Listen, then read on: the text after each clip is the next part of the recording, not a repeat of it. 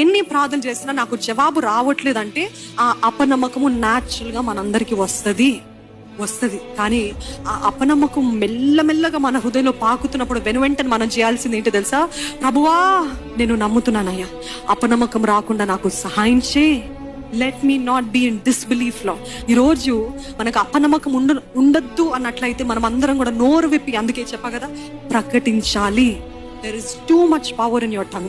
You can never underestimate the power of your tongue. మీ నాలుకలో ఉన్న శక్తిని మీరు ఎప్పుడు కూడా తక్కువ అంచనా వేయకూడదు. ఎందుకంటే మనం ఏది ప్రకటిస్తామో మీ నోటి మాట ఫలము మీరు తింటారంట. మనం ఏది ప్రకటిస్తామో అది నిజంగా జరుగుతుందంట. రీతిగా నువ్వు చేస్తావని నేను రూఢిగా నమ్ముతున్నానయ్యా. ఎంతమంది నమ్ముతున్నారు? దేవా, నేను నమ్ముతున్నాను అని చెప్తారా? నీ వాగ్దానము లేట్ అయినా పర్వాలేదయ్యా, సంవత్సరాలైనా పర్వాలేదయ్యా, నెలలైనా పర్వాలేదయ్యా, but I believe what you said will come to pass in Jesus name. Amen.